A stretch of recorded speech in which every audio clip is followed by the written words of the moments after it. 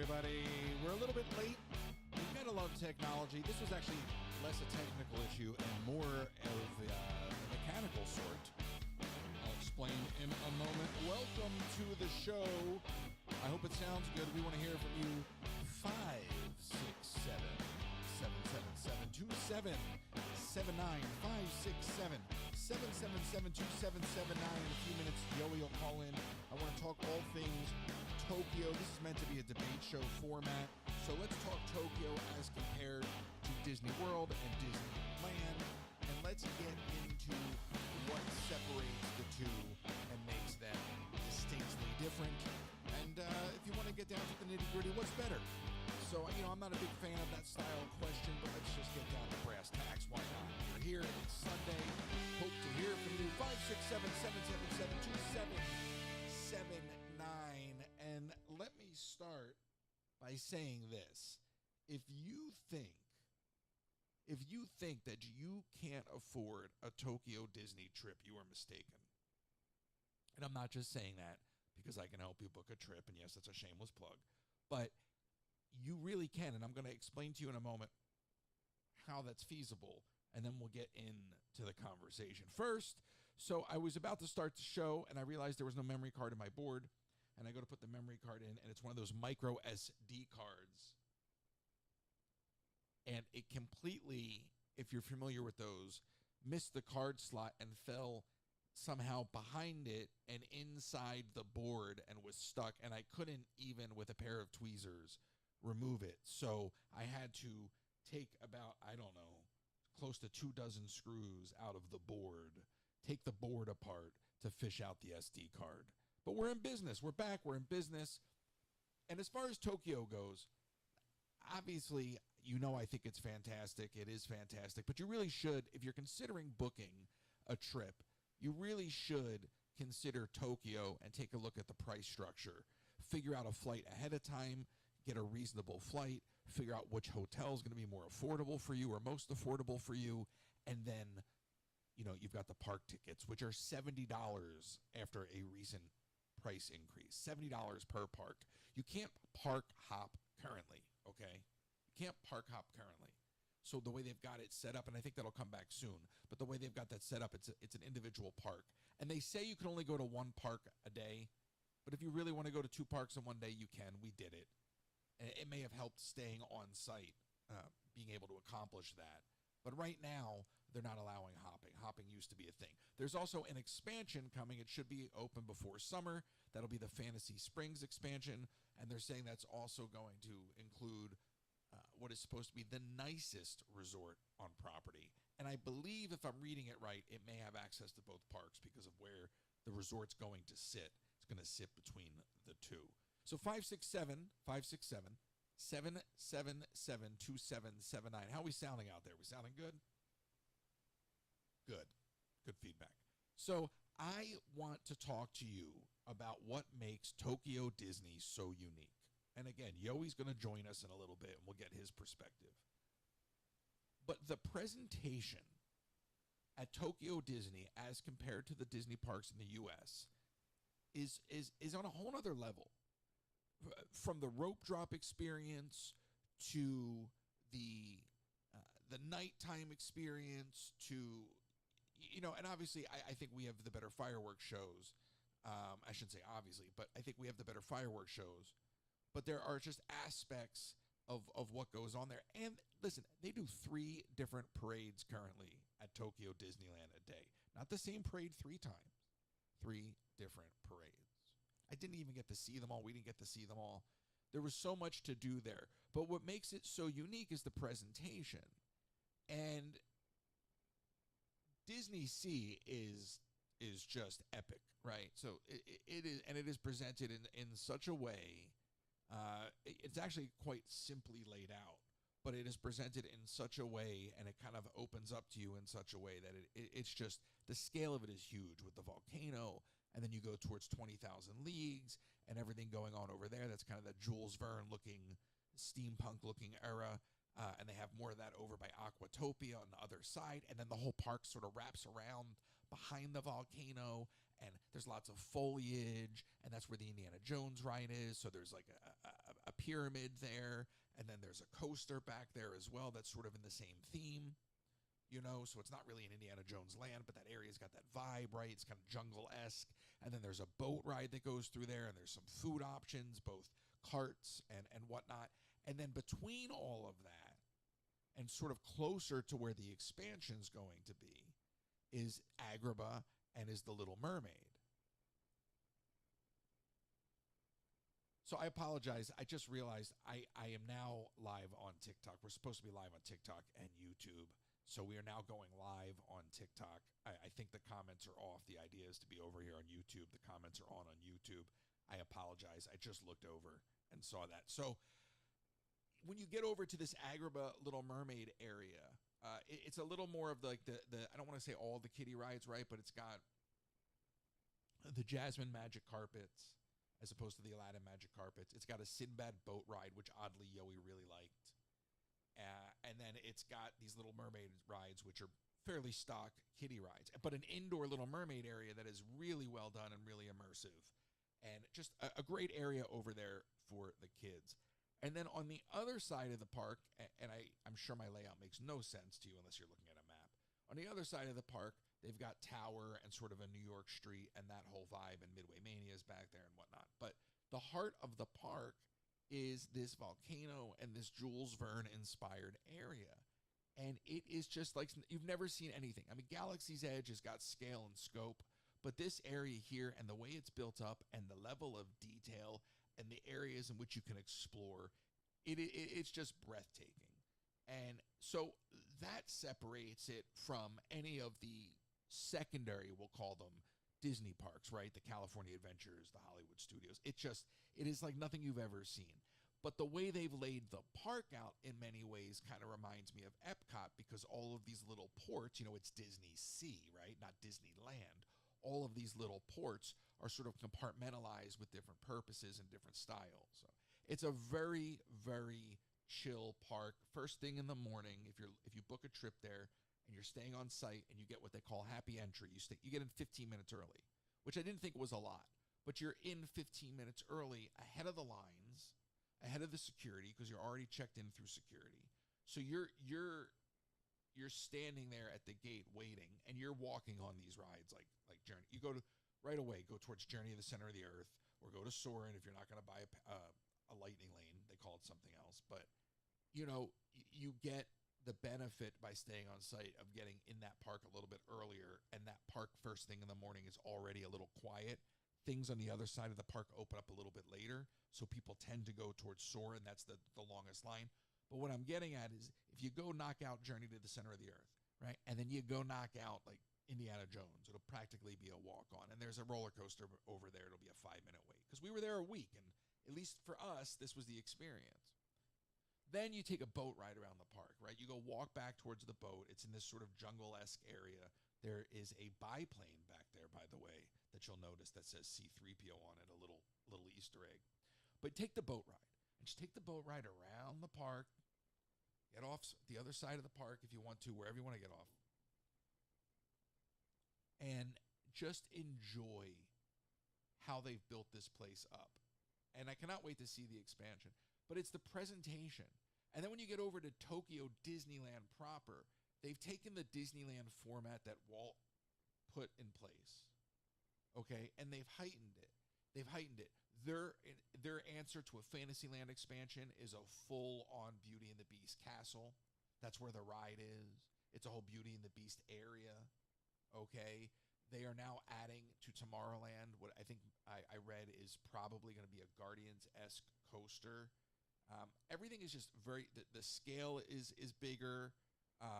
The way that they've laid out Adventureland and Frontierland is much bigger. Frontierland in Disneyland is much, much bigger and has some dining options back there, some really good food.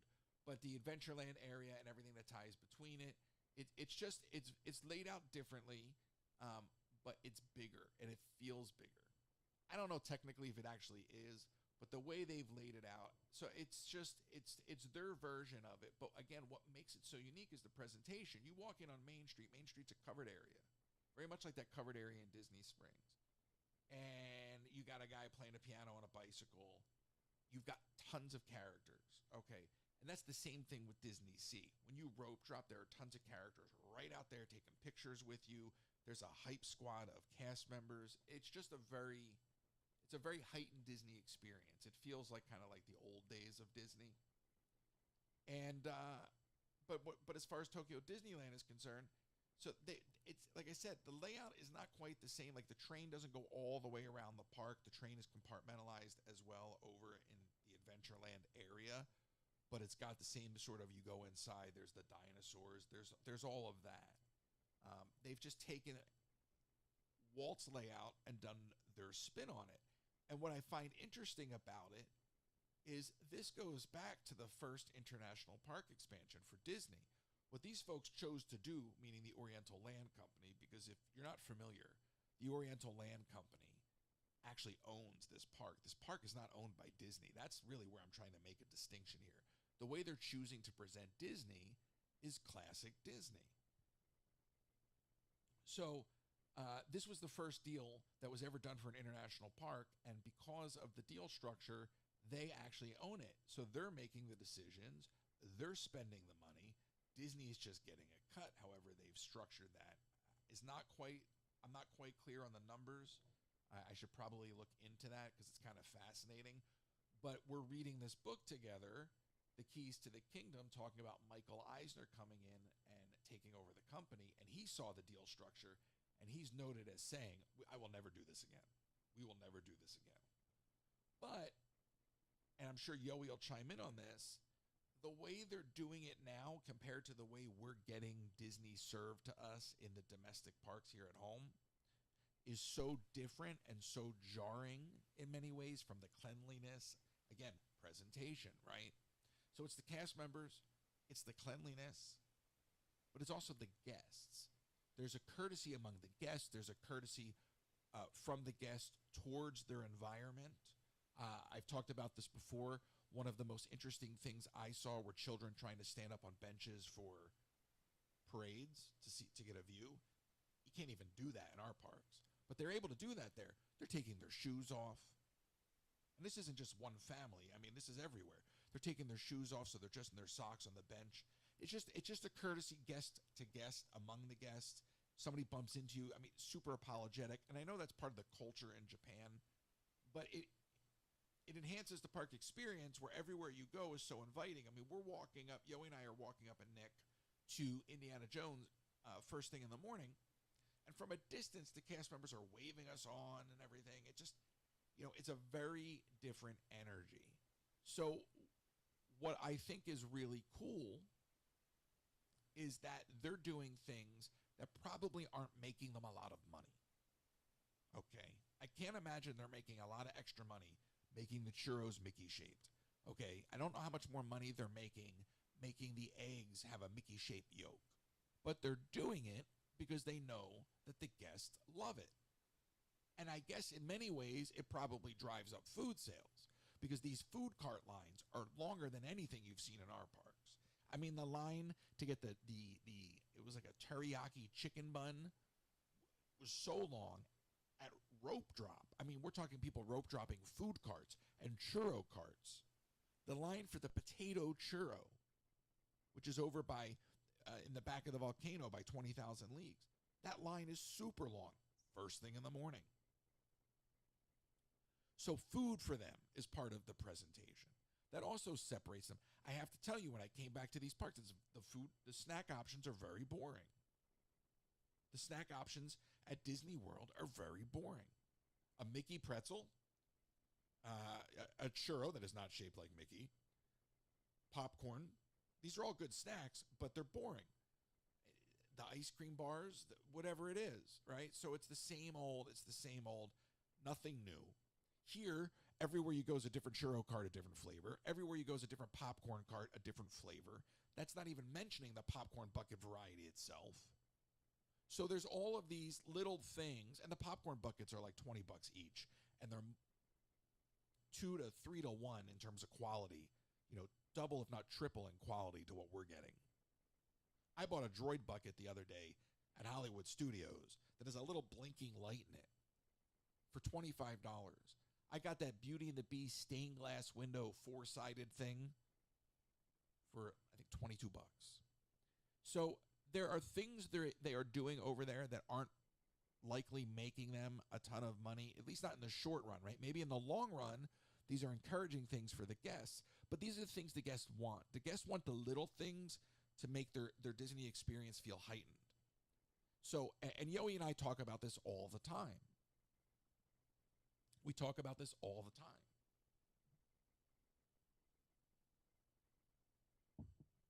Sneaking a little water. There are things that the U.S. parks were doing that they have taken away as they've continued to raise prices and add costs like lightning lane. But they've taken away these little things that have made the experience feel reduced. Not getting the free magic bands, not getting the free fast passes, reduced park hours.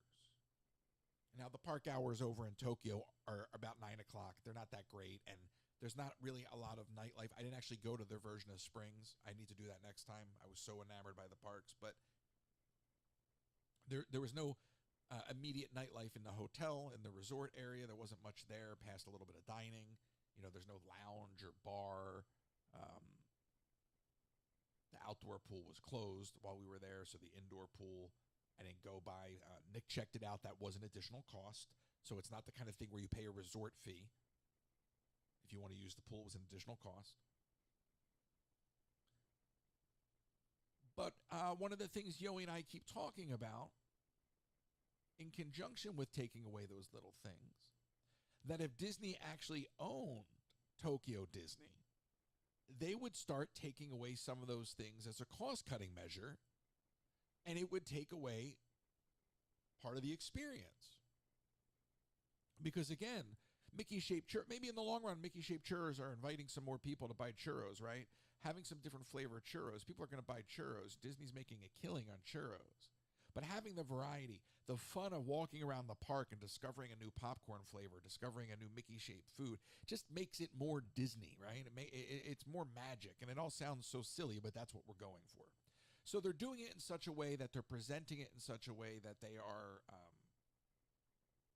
it's in your face. It's in Mickey everywhere. So it's just a lot of fun. And if that's your thing, and if that's why you're going to the parks, because you want to have that super magical experience, I'm telling you, find a flight, Haneda Airport, find a flight, book ahead of time. Okay, the park tickets are cheap. You really only need 3 days. If you want to get in there, do each park for a day, and then take a day and try to do 2 parks in the day, and just kind of split it and go back and do the highlights, right? But the parks, they, like I said, the scale is there. They're sprawling, but you can cover the ground. You can absolutely cover the ground. It's not one of those things. And there are probably some attractions you may want to skip that are redundant to the home parks. You know, Toy Story Midway Mania is identical. You don't really need to waste time on that one. Go check out the area, you know, but go spend your time doing something that you won't be able to do at home. By the way, the Beauty and the Beast ride is spectacular. Let's go to the phones. Hey now. Hey, Royce, it's Cindy. Hey, how are you? Good, how are you? Good. I was calling in because, you know, I'm listening to your conversation about Tokyo Disney and everything, and you and I have talked about how I'm taking a trip here in the next couple of weeks, but I only have 1 day, so I really want to know which park is worth the 1 day, because you can't use a park hopper, and I unfortunately don't have more than just that 1 day, but they have to be so different, right? Yeah, you know, it's tough.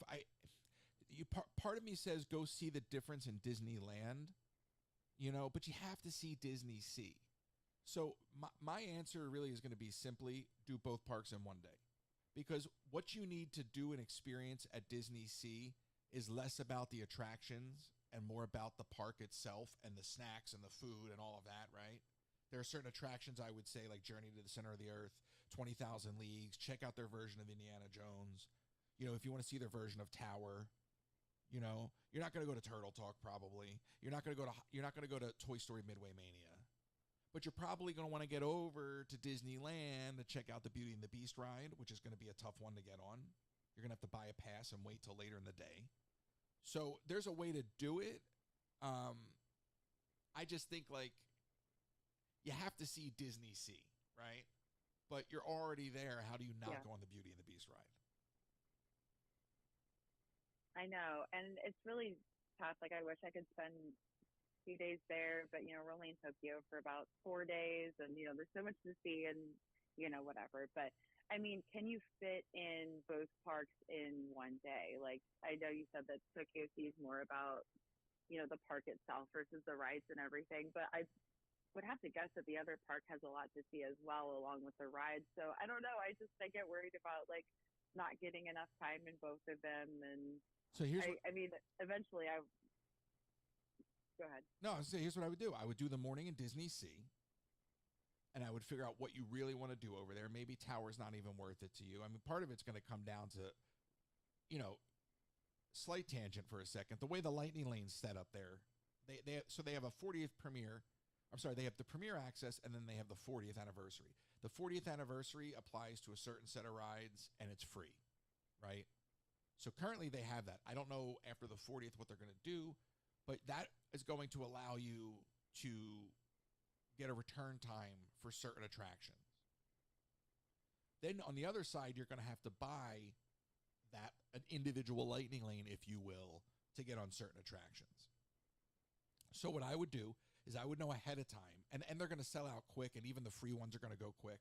So what I would do is I would start in Disney Sea, and I would buy whatever you're going to buy first thing in the morning, and I would get your free ones, and I would go knock all that out. And because you have no restrictions and you're not really park hopping and all that, blah, blah, blah, then you go take the monorail, which you have to pay for, and make sure you have yen in your pocket for that. Same thing with getting the bus from the airport. Make sure you have yen in your pocket, because sometimes the debit card system, the credit card system isn't friendly. So make sure you have, for the monorail, for the bus ride, which is like $7, have yen in your pocket. But anyway, so I would do the morning at Disney Sea, knock out the handful of attractions, go check out the food, the snacks, enjoy the park, get on the monorail. First thing I would do is solve your Beauty and the Beast problem. Is there a pass I can still buy for it? Probably going to be late at night, or you're going to have to get in the queue at some point for that, and it's going to be super, super long. So maybe you get in the queue at the end of the night. That's up for you to decide. And then beyond that, I would just go check out a parade, and I would go check out a couple random attractions and whatever you want to do. But that's, again, up to you, but just so that you're there for the nighttime in Disneyland. And it doesn't matter which park you're in for the fireworks. I wouldn't stress on the fireworks. It's a very short show. And I would do it that way. That way it's $140. It's still less than the price of one park at Disney World. But then you've got Disney Sea in the morning, spend your nighttime in Disneyland. Okay. And what do you buy in advance, like, besides the park tickets? Is there anything else, or is it kind of more like Disney World where you have to buy, your Lightning Lanes and everything the day of?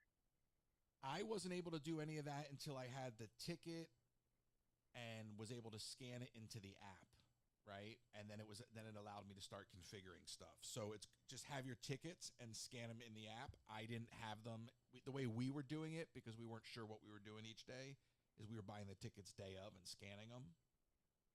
So you're going to be day of anyway. I would just get them. I mean, you're probably buying your tickets at the park, right?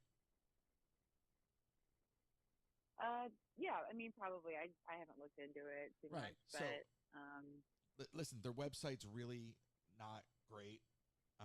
The app is you get used to it after a while, but the app is kind of iffy too. So if you have problems with that, just go buy them at the window. But there's nothing else you need to do. There's no reservation or anything. I think as long as you're in the park, is like if you rope drop Disney Sea, which I suggest that you do, and you go knock out a couple attractions by walking on them, you'll be able to grab whatever you need pass-wise, theoretically. You're not. I don't think you're going to be able to buy anything for Beauty and the Beast until you're in Disneyland, as I recall. That's going to be the hiccup. Oh, okay, so you have to be like in the physical park then. I'm like 90% sure because we wanted to do that, and I think it was like only giving you on the app Disney Sea. Okay, So interesting. yeah, Yeah, and it's nice to have like all the background with Disney World and everything, but it just sounds like this one's a little bit different, especially with the 40th anniversary and things like that. But all good stuff to know. yeah, and I appreciate you asking. I hope you have a great time. You know I'm envious. But if there's anything, I told you, I mean, if there's anything else you need to know, I think try to find a way to at least step foot in both parks, because you're going to want to make that Disneyland comparison, but you can't not go to Disney Sea. Right, I know, and that's where I'm struggling because, again, it's one day, but they're all just so different, and it's nice to have like the comparison. But like you said, Tokyo Sea is I mean, it's the one that everybody hears about. It's innovative, high tech parks that you can't even compare to the rest of the world. So listen, just be careful with the merchandise.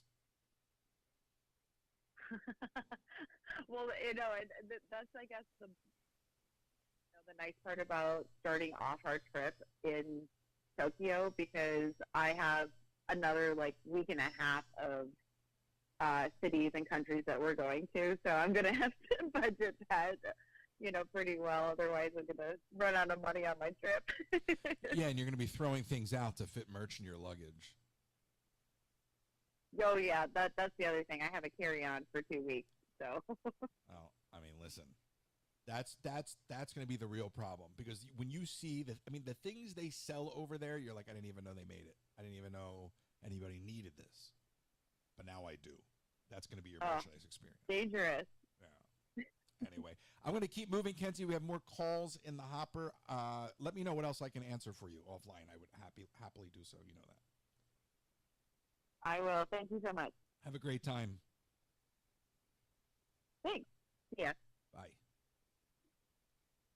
Unbelievable. She's going to Tokyo. Let's keep going. 484, you're on the air. Hi, Royce. It's Bree. First, I want to say I'm very jealous you went to Tokyo Disneyland, because that's like my dream park. I was just kind of curious about how, like, I know you recently said that they're doing Disney better than the Disney in the domestic park. I don't know, would you say like rely less? I don't know. Would you say they're relying less on the less commercialized station, like in like the domestic park?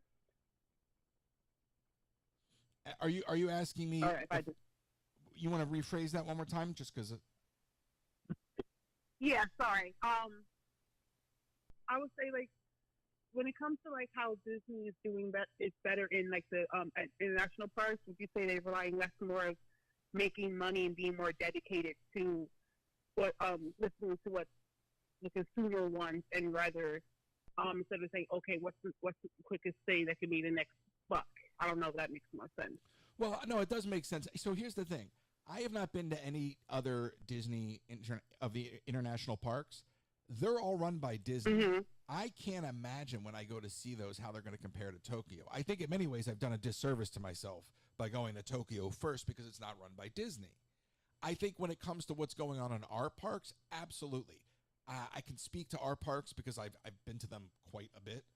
I think the way it's been going, I don't even think, I know the way it's been going is that they've been relying on their most avid guests, their biggest supporters, their biggest consumers, their biggest customers, to absorb all of these price increases, all of these new cost centers, Mm-hmm. the lightning lanes, whatever it is, okay?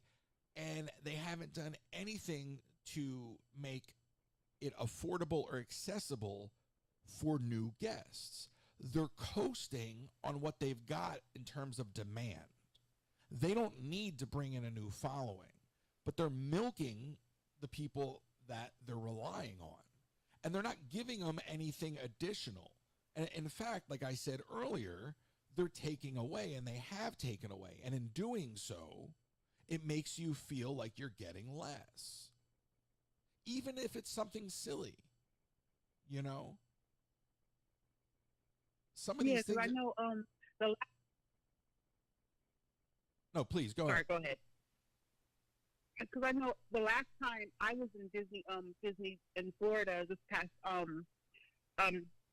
July, it felt like I was just feeling obligated to get like the fast pass for like the big things, and it just felt like I was getting like ripped off. Now I am planning on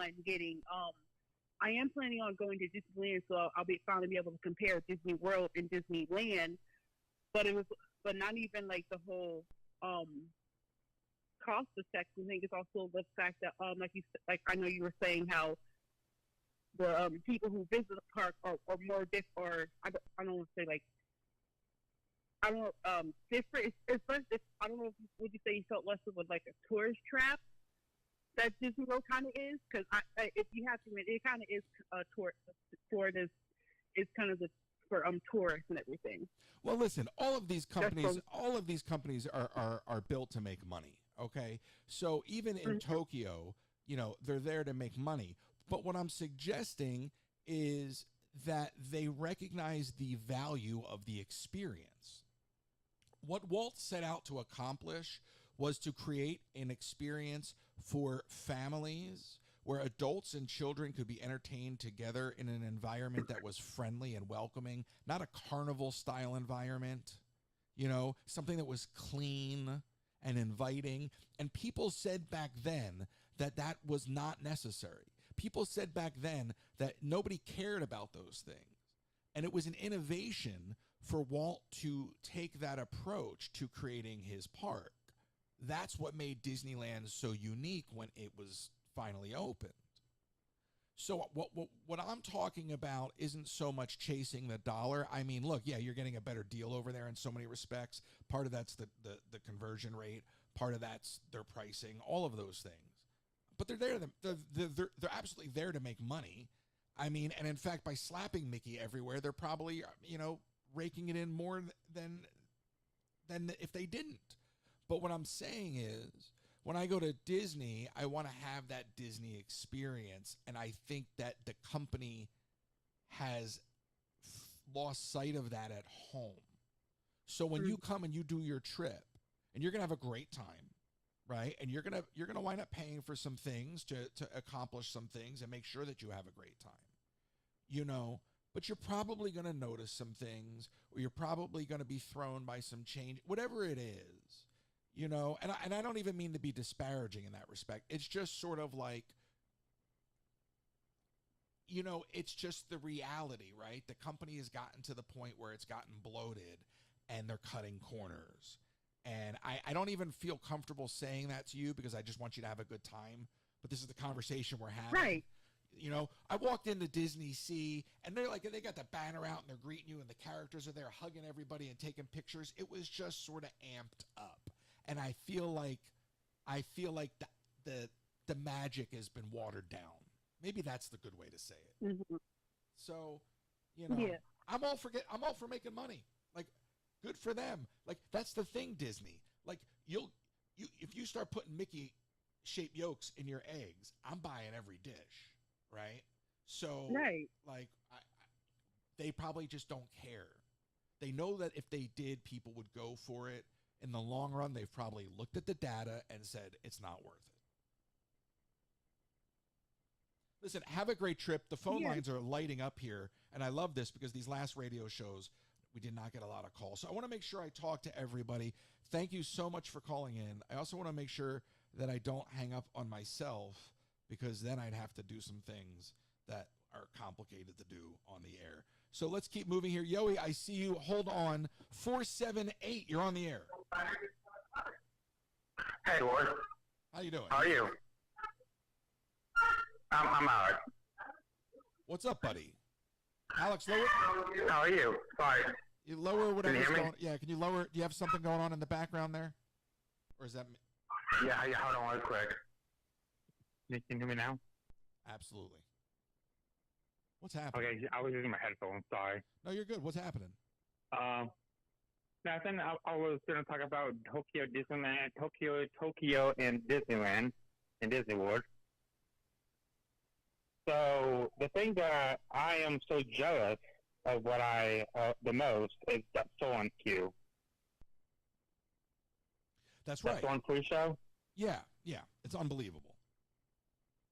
Yes, I was like when I saw your video, I was like, is that part of like the is that part of the queue? I don't know what I was thinking, Yeah, but here's the thing, Alex. but Here's the thing, Alex. Mhm. It's pretty much the same ride. There's two scenes at the end that are changed, so that you're flying into Tokyo Sea. That makes sense. You're flying in the Disney Sea. That makes sense, right?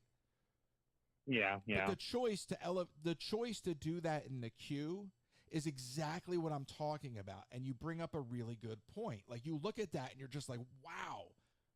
Then I come back to Epcot and I'm like, oh, we got a flat screen bolted to the wall.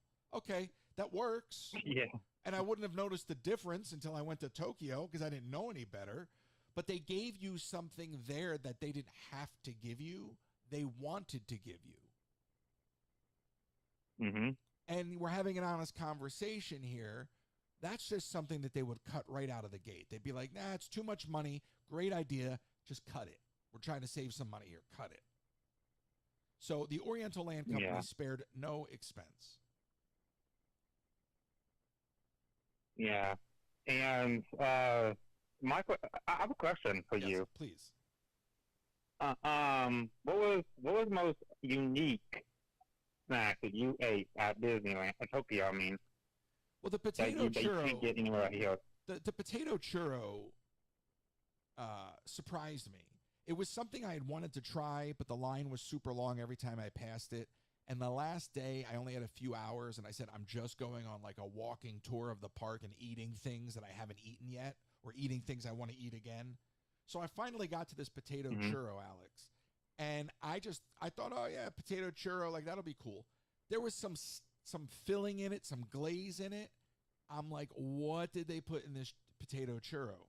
What is going on right now? This is the most delicious thing I've had. So that was probably it right there. But the chicken teriyaki bun, it like looks like a Mickey life preserver, hmm lifesaver, whatever you want to call it. Like that was really good too. That was really good too. Okay. And then there was a sushi roll that had shrimp and chicken cutlet in it, which was just insanely good too. But the potato churro, that got me. The little green men, the little dumplings, they were great. I love the custard one the best. But that potato churro got me. I Mhm. did not expect it to be as good as it was. Oh, yeah. Now, is there any unique lounge flies that were there? Such a great question. I They didn't can't- see any lounge flies. I didn't see people wearing lounge flies. They didn't sell lounge flies. There were such a great question. There were no lounge flies. Really? Oh my lord. Yeah, and Yoey kept pointing it out. I'm like, Yoey, why are you so hyper like focused on lounge flies? But you know, hmm I don't even, All right, I don't that's even how think my Alex. question. I don't even think Yoey could fit a lounge fly on. Really? He's a big guy. So listen, yeah. I love him. I'm gonna grab the call from him right now, Alex. But such a great question about the lounge flies because you would have thought that they would have been everywhere, and I was kind of excited to see what they would have done with that because what they're doing with all their other merch is so unique. Yeah. What was sorry, really quick. What was one unique merch? Like I heard that you talked about some unique merch. By the What way, was the unique merch you saw? I'll answer that in 1 second. My iPad went. It's Alex. It's been a technical weekend. Like I can't even begin to explain. The iPad went dark. So if you're on TikTok, we're over on YouTube. You're wondering what's going on. The comments are off. We're on YouTube. The comments are on over there, and you can also call 567-777-2779, 567-777-2779. Country Bear Jamboree Chopsticks, Alex. hmm That was the most wild piece of merchandise I saw. I didn't think that those two things would ever overlap in any way, so I bought them. Oh, okay. But they had a ton of Country Bear Jamboree merchandise that I didn't think that would even be a thing. Yeah, we don't have country bears really much on in the U.S. No, we don't. We don't. So, and we should. should. And we should. Mm-hmm. So listen, I hope you get there. I know how much you love these parks here. You will. It'll be like going for the first time. You'll walk in there. You'll feel like you're going to Disney for the first time. Okay. Yeah. Hi. All right, buddy. Good to talk to you. Good luck with everything. I know you've embarked on your journey as a content creator. So I wish you the best of luck. Good luck to you. Just keep moving. That's Thank you. It's the name of the game. Thank you. Keep moving. Right. You know what I mean? Bye. Bye. Yep. I'm always afraid I'm going to hang up on myself because the buttons are so close together. All right, hold on. Let's stay on the line. I see a lot of callers coming in, which is so nice because I like talking to y'all. Yoey. Is this not Yoey? You're on the air. Who's this? I feel like it is Yoey, and we're on mute. Yoey. Hey now. All right. I knew that was you. I took a cheap shot at I'm on you. the other line with yeah, I heard that. I'm on the other line with Loungefly right now. I'm going to return my Joe Coconut Loungefly in a few minutes. I didn't know you had a Joe Coconut Loungefly. Well, I did. You did. It's already in the mail. It's going back. Look at What's going you. on, man? Look at you finding a way to send mail out on a Sunday. You're always finding new ways. I got a question for you. What's up? You've been to 4 parks in Disney World. You've been to Disneyland. You've been to California Adventure. You've been to Disney Sea. You've been to Tokyo Disneyland. What is your favorite Disney park? My favorite Disney park is always going to be Epcot. And, that's my number one favorite. Just because, I just love the whole layout of all the different countries. My favorite ride, Soaring's there, and Guardians. But as far as Tokyo was amazing. I just want to touch on your point where you one of the first points that you made as far as how affordable it is. I just turned I opened up my Amex app just to pay that bill. I'm looking at the different charges that I made. So for a lunch was like $7, and that includes the drink, and it was a big meal. And even like the ticket prices, it's so affordable. $70 a ticket a day. Yeah, and cheap. I guess what's cheap? We're used to paying what? For a park hopper, it's almost $200 now. Close to it. Right. But let me ask you this real quick. Mm-hmm. Because there's an expansion coming soon. Disney Sea opens up Rose and Crown. Do you change your answer? Ooh, yeah, that's a tough one. Disney Sea was such an amazing park. Yeah, and that's another thing too. It's just if people like to drink like I do, there's not too many places to sit down, have one or two cocktails at either park. If you do want to have a drink, you would have to sit down at a restaurant or that's it. But which was fine with me. We drank so much coffee, I didn't even think I needed to.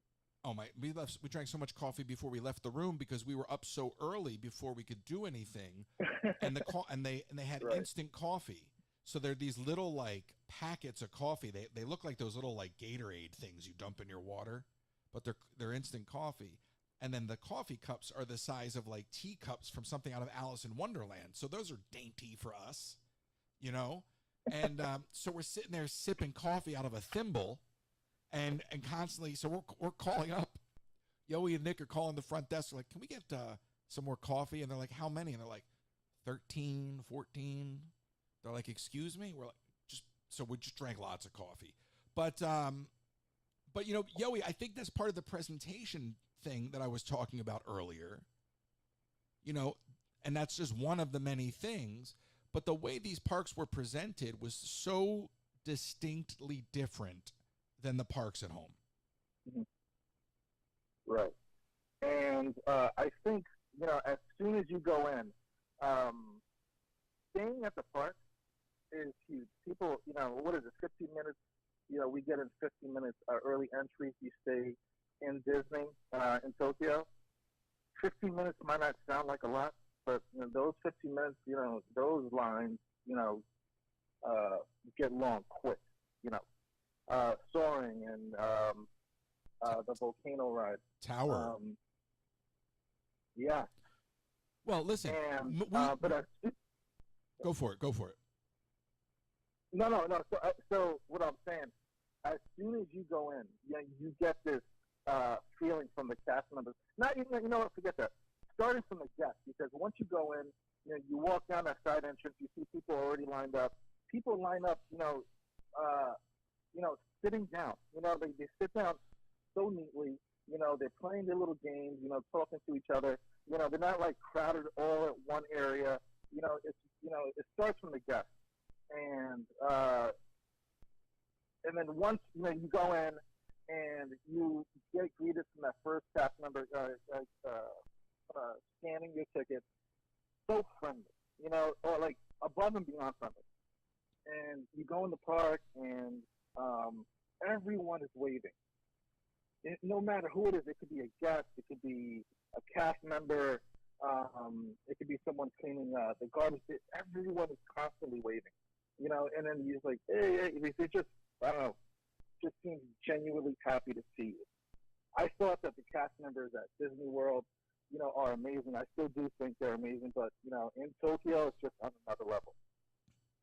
They are amazing. And because you sound like you're 20,000 leagues under the sea, what you said about that experience when you were saying going on the side entrance. We stayed at the Miracosta, which is in Disney Sea. So we go down a set of stairs to the main entrance of the park. And because we had that early entry pass, we go right past the main line of people waiting to get in. And it's a sea of people. But they're sitting down on like blankets, or there are these things that they have there that are almost like mats, Yoey, that just unfold like a right.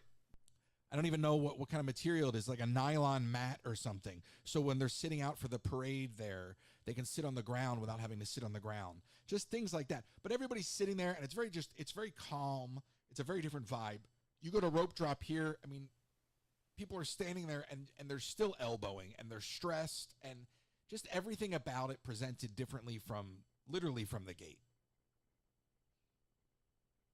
Yeah, I don't know if you can hear me better. I got you on speaker. Thank you. But the one thing that got me was the actual guests that dressed up like princesses. We're in the park, and how the way they're dressed to the nines. They look better than the actual cast members. And then it's like, yo, is that Belle? No, it's Belle with a cell phone. It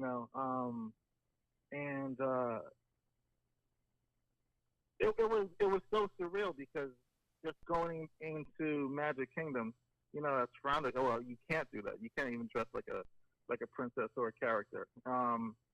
And the fandom that the Japanese have is incredible. They love Disney. They love Duffy. They love, we see Mickey Mouse in the park. It's like, hey, there's Mickey. And then we just, walk right by them. By the Over way, there, they worship. Sorry, Yoey. If you're tuning in on TikTok, we're over on YouTube. My iPad died, and we're well into this show here. So even though it's plugged in, I don't know. You know what, Yoey? This is one of these cables you gave me. You gave me all these iPhone cables. None of them work, buddy. Since I have you on the phone, I may as well tell you now. Yoey's like, hey, Yoey always has something going on. But Yoey's like, listen, you need iPhone cables? I got you. And he gives me like all these iPhone cables that look like, they came from like the dumpster of a Walmart. No offense, Yoey. And like, it's a 3-pack of cables. He gave me 2 3-packs. 2 out of 3 cables in each pack have failed to work. So if you're on TikTok, we're over on YouTube. We're over on YouTube. Yoey apologizes. Not bad. But okay, now just moving on to Mickey shaped food for a minute, and I do need to get some other calls here, so don't go anywhere. I see the phones. Yeah. And you can stay with me, and we could talk to other people. I know you were super excited for the Mickey shaped food. Walking away, what was your top? I went there for the Mickey shaped egg. I don't know how they did it. If it tasted like an egg, it's so. That was the one thing I was looking forward to seeing. And sure enough, it was delicious. It was so good. How they made that egg to make it look like exactly like Mickey Mouse, who knows? But that bao bun at sea was incredible. It was so good. It was so it was perfect. It was nothing like I ever had before. And that's the longest I think we waited for food for that bao bun. That bao bun was incredible. That was a long line. But did you see the picture I sent you? Because you left a little bit ahead of us, ahead of myself and Nick. Did you see the picture I sent you of the line that last morning? I mean, the line for this bao bun wraps all the way around. I can't even explain to you without reference to the park how far it goes. But it is one of the longest lines I've ever seen for a food cart. Ever. And it just goes and goes. And now it goes quick because going back to the experience, Yoey, and talking about efficiency for a minute, right? Now there are keys, if you know your keys. Right. They've got folks walking the line with little printed pads, taking your order ahead of time. So when you get to the window, you're not wasting time ordering. You're just handing your order slip, and they're fulfilling the order, which is far more efficient than waiting for somebody to get up there and go, 3 Cokes, churro. Right, exactly. Because a lot of people, they go up there and they had all the time to make their decision, and then they go, to actually order the food, and they're like, oh, I think I want this. No, I want that. That takes a lot of time. Listen, Yoey, stay on the line with me. I want to get to some of these calls. Let's take some questions. Let's chat, and got it. We'll go with 504. 504, you're on the air. Thank you for waiting. Hey, boys. Hey now. Ellis. Hey now. Wait. Yeah. Hold on, I got another call. No, I'm kidding. What's going on? Not much. I was gonna say, what do you think of Bob Iger? Do you think he's really ruining the company or bringing it down? I'm telling you, he's like Mike Wallace with these questions, Yoey. I don't think Bob Iger is bringing the company down. I think there are a lot of things going on right now, Ellis, that need to be addressed, both internally and externally. Right. You understand? Yeah. Mhm. Next question.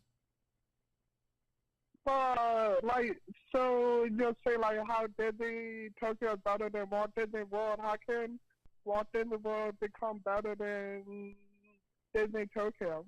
Good question. I think, and Yoey can chime in here, by bringing back just some of the little things, they don't even need to necessarily do what's being done over there, although it would be nice to have more Mickey-shaped food. Even Mickey-shaped chicken nuggets, okay? But yeah, bringing back some of the little things, and Yoey, you've got more of a list of this than even I do, but bringing back, a partially paid fast pass would be really nice. I think that's one of them. What else, Yoey? We talk about this a lot. Yeah, so the things that they take away, they took away. One thing that I did love was Disney used to send you these luggage tags, and you should wrap these luggage tags around your luggage, and once you get to the airport, you won't see your luggage until you get to your room. And I don't know how they did it, and bringing back Magical Express, now you have to pay for, the Magic Bands, free dining was also cool. But it's the little things that they take away from you. You know what I mean? Crazy.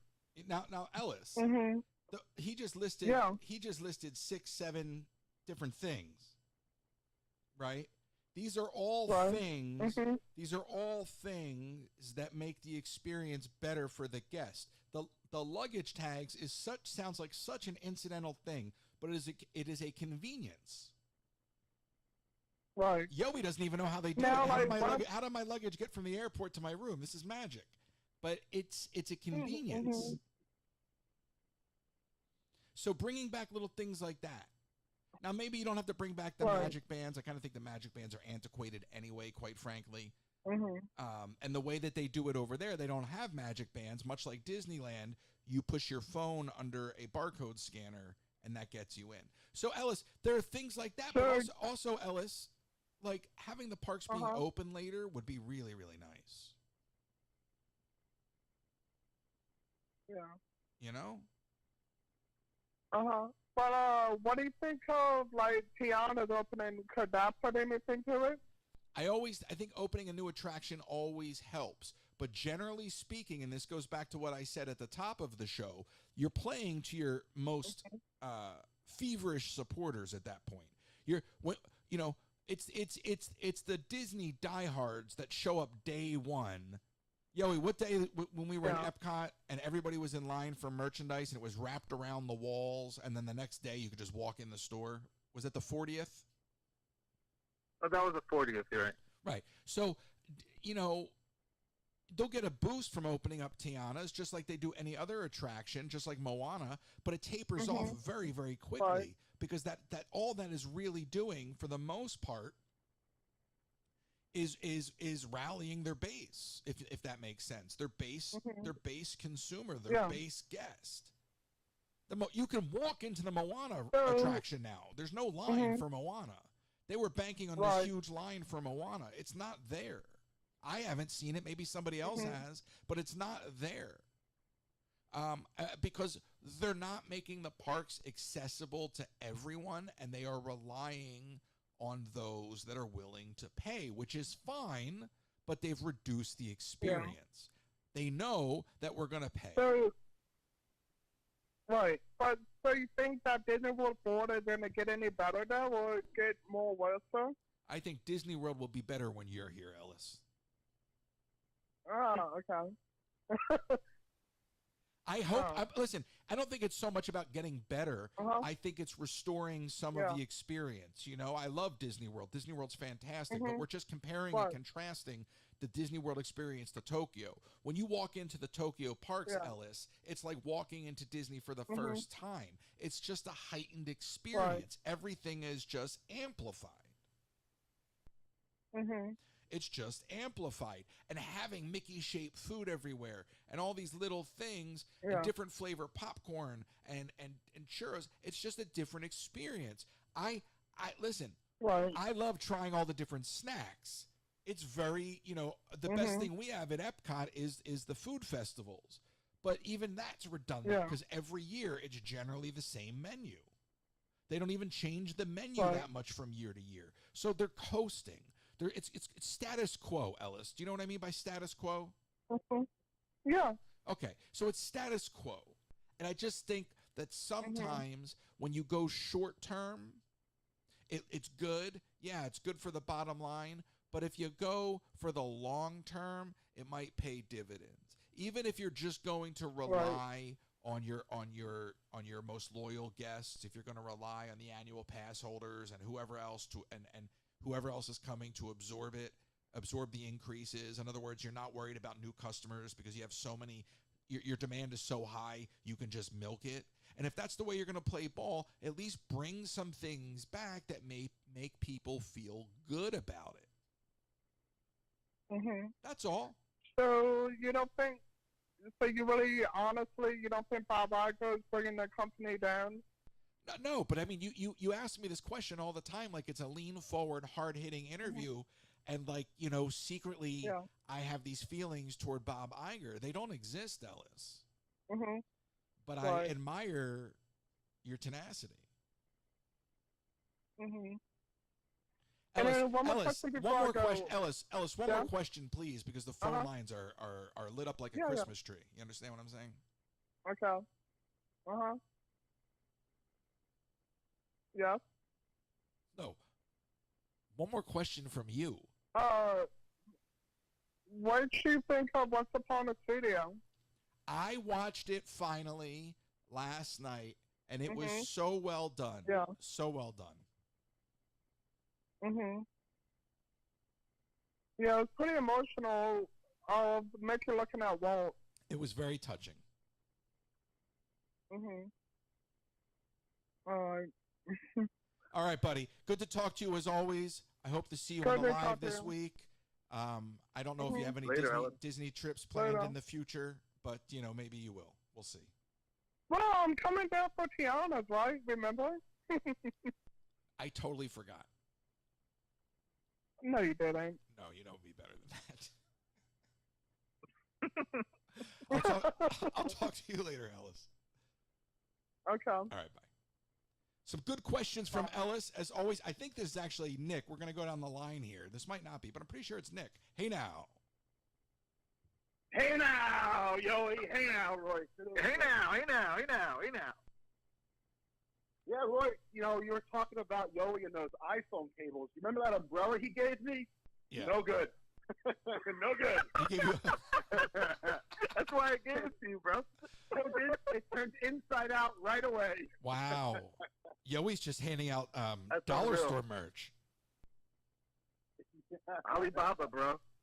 Yeah, right. But anyway, I figured I'd give a buzz in, and I happened to tune in. You're talking about Tokyo, and yeah, you were saying a lot of really cool things. It was a great trip, and I don't know if I'm going to reiterate anything you were saying, but yeah, I just wanted to say hello, and it was a really good time. Well, what was We had, the we had an highlight? awesome week there. What was the highlight for you?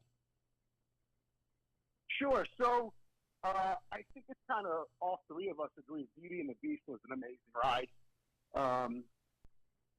And then also, I think I said to you after we got off of It's a Small World, I said, I've never seen all the aerial movement things working in Florida where everything was working in Tokyo. Like every ride, every animatronic, every light, everything was working and doing what it was supposed to do. So, like, you and I are very technical. We pick out the things sometimes that aren't working or where they're the errors.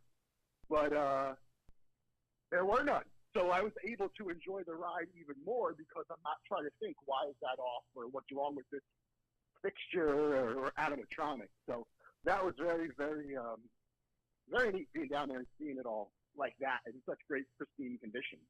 Well, and that's it, and then I'm riding on Living with the Land the other day in Epcot, and I look over where all the sensors are, and there's like an inch of dust on the ground in plain sight of everyone, and I'm thinking, and the paint on the wall looks like, it's got water stains and everything, and I'm thinking, this is not, over in Tokyo, this would be clean and fresh paint. They're clearly on top of their upkeep. I think that's apparent. Oh, yeah, without a doubt. Everything, again, was pristine working. The bathrooms were ridiculously clean. It was amazing. But I don't know if you pointed out, I'm sure many of your listeners, I think they probably know that I eat vegan.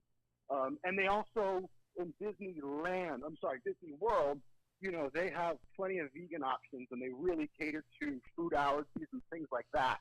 If someone's going to visit Tokyo, they should really consider and look into what their options are. Do their homework, because between the language barrier and some of just how caught up they are with where we are in the States, I would say that's the only area that they are kind of behind on. So if you have an allergy, it's a little bit more work to figure out what you can or cannot eat versus just going like what you and Yoey did. You're able to eat everything. Well, and I think part of that is, the language barrier is manageable with technology. I've talked about the Google app for visual translation. There's a Translate app. The cast members have devices. But yeah, if you don't know and you don't know what to ask for, you're really going to slow yourself down. You know what I mean? If you're like, hey, I'm looking for this, where can I find it? Then it won't be hard to get through the language barrier with that. But if you haven't done your homework, that's where you're going to get caught up. That's a very good point. Yeah. So yeah, it was a fun trip. I think Yo and I had a great time. So yeah. Yeah, and I mean, look, it was a lot of fun, and I think one of those things, again, it's not a big deal, And by the way, we're going to go to 352. I see you. Hold on one second. And Nick and Yoey can stay on as well. But it's not a big deal to clean things and hit them with some paint. You know, it's just paint. We're not saying that everything over there, you know, I mean, we're talking about show, right? We weren't backstage. I mean, who knows? Backstage, you can see some of it from the monorail. Backstage is going to look like backstage. But in terms of show, and I've really been bringing up the keys along the way here, okay? But if talking about that, it's even, you know, not even, but at home, it's just, it's apparent that show has fallen to the wayside. It is, when you look to the side of a ride and you see how dirty it is, you know, and I'm looking at the sensors on the ride and they're covered in dirt, and I'm thinking, when's the last time someone cleaned these sensors, you know? So there are things that you notice time and time again when you're at the parks that you normally just accept, but then you go over to a park like Tokyo and it's just pristine. So I'm curious, both of you, if you think that a Disney park in like Paris or Hong Kong, which is owned by Disney, could possibly be better than Tokyo, or if you think part of it is the Oriental Land Company.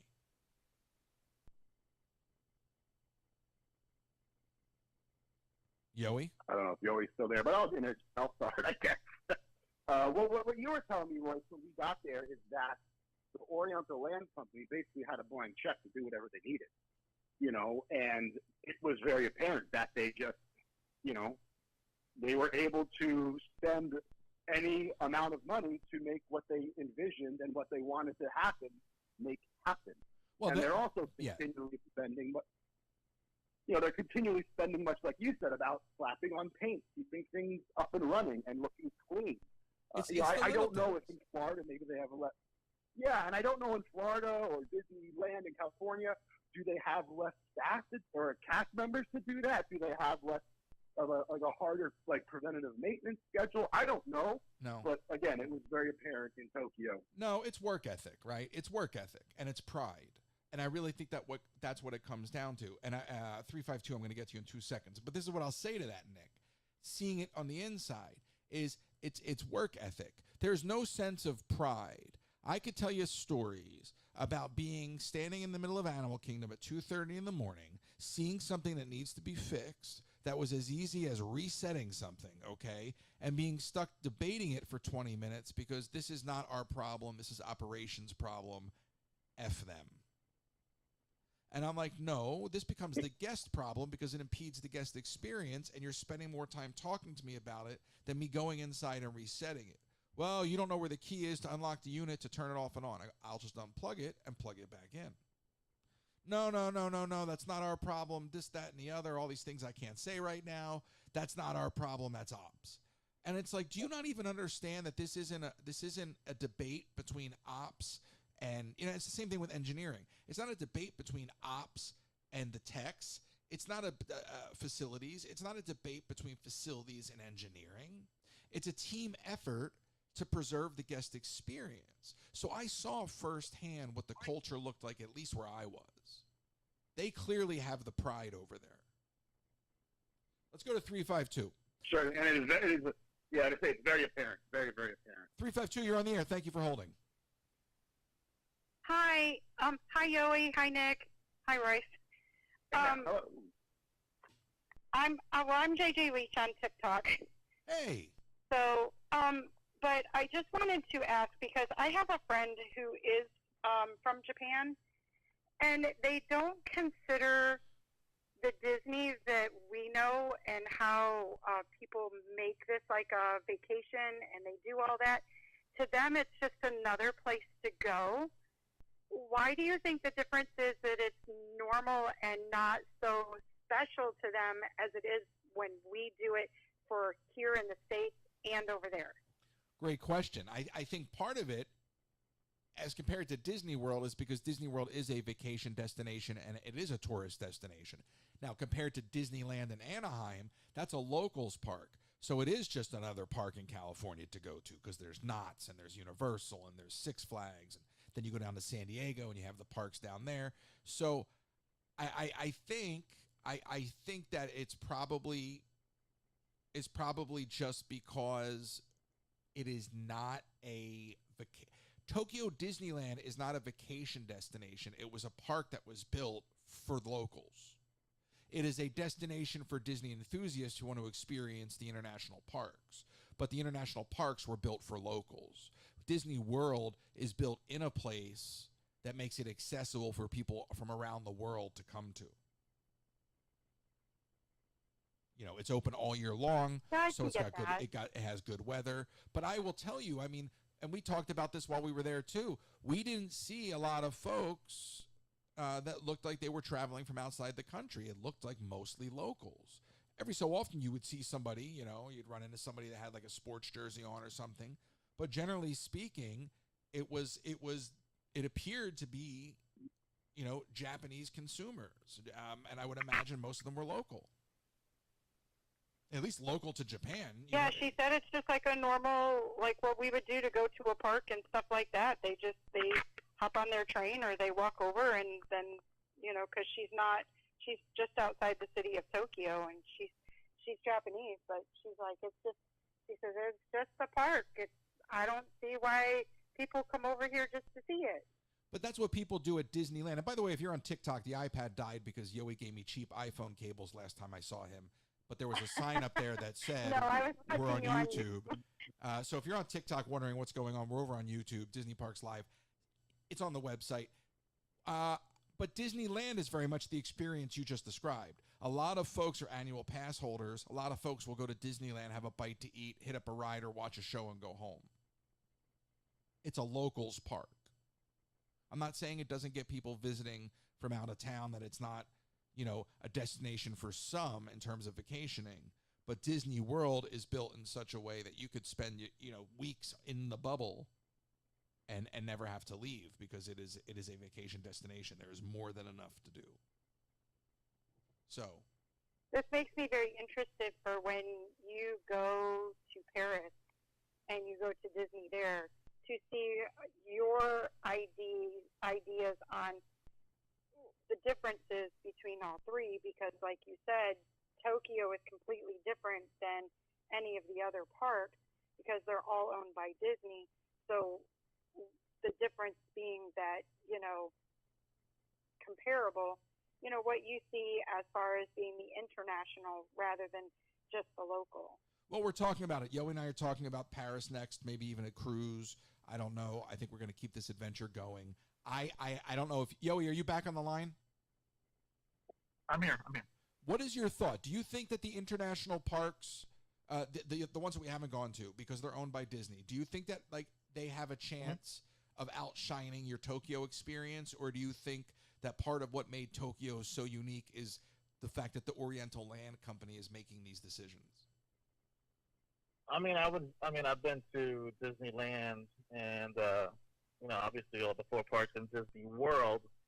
So it's just something I would have to see when I actually get there. But as far as, you know, cleanliness and, you know, just the whole experience in Tokyo was like none other. And it's something that it's hard to also explain. It's just, you just have to go experience it for yourself, just the differences that you will experience while at the park. Again, just from the cast members and the guests and the actual rides. Even a ride that like Sinbad, I didn't think I would like it, but Sinbad is a ride almost like Small World. But again, like what Nick said, everything was working. All the animatronics were working. You know, I was, you know, pretty much, you know, just like you guys, looking for something that didn't work. And I really couldn't find it.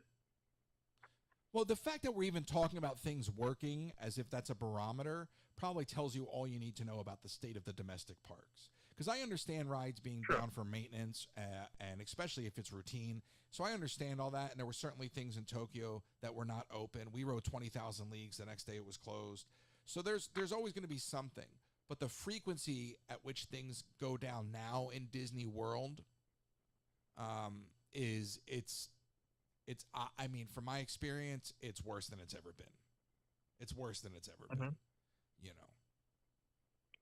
We'll see. Well, I know you have other calls, and I know you have people to talk to, but maybe a suggestion, since you mentioned the cruise, maybe you could do a Royce, Yowie, and Friends trip.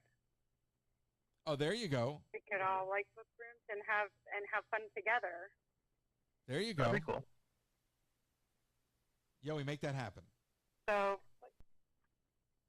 it could be your fan club. There we Travel go. Agent William, if you're listening. There you go. There you go. Listen, Jen, thank you for all the support. I hope you're doing well.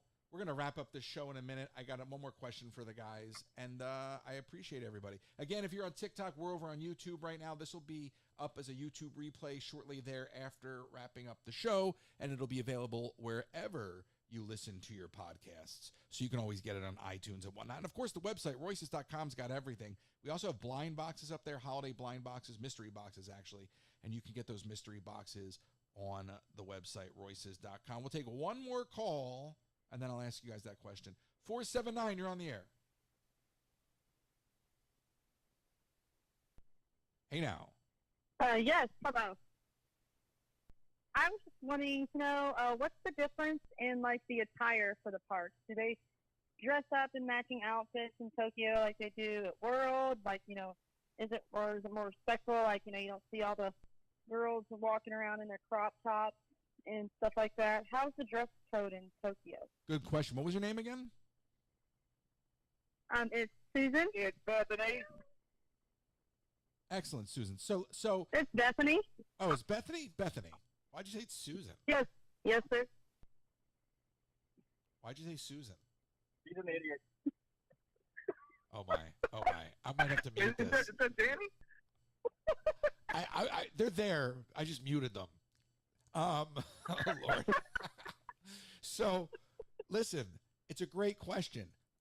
It's more like what Yowie was saying. They're dressed up, and I'm muting them. Behave, Danny. They're dressed up like to the nines when it comes to the princess gowns and all of this. I mean, these must be thousands of dollars, these gowns. I don't know how you get on a ride wearing this stuff. So I didn't see a lot of like the matching shirts you see with like families here, but they were matched in terms of characters. Okay, yeah. I was just curious because I knew, every, country dress is different anyway. So I was just wondering, if they had certain dress codes or how all that worked. Yeah, listen. Well, I had my dress code. Nick shirts were in full effect, so you could rock Nick shirts in Tokyo. You could rock the Nick shirts, of course. Yeah, I figured those were slow. Yeah. All right. I can see that this is going to unravel rapidly. So, Bethany, good to talk to you. Thank you for calling, Danny. Thank you for shouting. And I appreciate you both. We're going to go there before I make a joke towards Bethany that she and I will both regret. You know what I love about her, Yowie, is she holds no punches. It's like me and you. So I gotta make those jokes to her offline, not online. It's probably better that way. So my final question for the two of you, because we were there for about a week, if you are going to suggest to folks, and I know Nick and Yowie, you may have two different perspectives on this, but if you're going to suggest to folks how many days, I said 3. What do you think is an adequate amount of time to see what these parks have to offer? I guess I'll go first. 3 is perfect. Just to see both parks, and then, because it's not really, you can go and, not park hop, but like resort hop. Can't really do that. I mean, I guess you can, but it's not really much to see, besides anything outside of Disneyland and Tokyo Sea. Nick went out to, explore the actual city, but as far as Disney goes, I think 3 days is adequate. What do you think, Nick? Yeah, 100%. 3 days. A day in one park, a day in the other park, and then your last day you could either pick your favorite or bounce between the two. But the only thing I would say is when you do go, try to explore every square foot of each park, because a lot of stuff in the way is kind of like hidden, and there were a few times we made a turn of like, holy cow, where did this come from? And it was whether it was a themed restaurant or shop or whether it was a ride. definitely take the time, get a paper map, and really explore the parks, every square foot of it. You can or ask for over a paper there, map. every Good square point. meter, every square meter. You're making me think, Nick, of when you and I went to Yeah. the Tiki Room and we were over by Adventureland and Frontierland. It was like there were so many nooks and crannies there, as opposed to the way that the Magic Kingdom is laid out in Disney World is very, very simplistic. The way that it is a Magic Kingdom, right? The way that Tokyo Disneyland is laid out, like Nick is saying, there were so many nooks and crannies, particularly in Frontierland and Adventureland. That I was just blown away. I'm like, there's something over here still, like, because it's not one to one with either Disneyland or Disney World's Magic Kingdom. So definitely take the time to explore, and I think that's where that third day would be great. Prioritize day 1, day 2, get those attractions out of the way in each park. Eat what you want to eat, whatever, and then use that last day to kind of maybe hop and pick up the balance of what maybe you didn't get to do, but just explore, just to walk around and check it out. Yeah.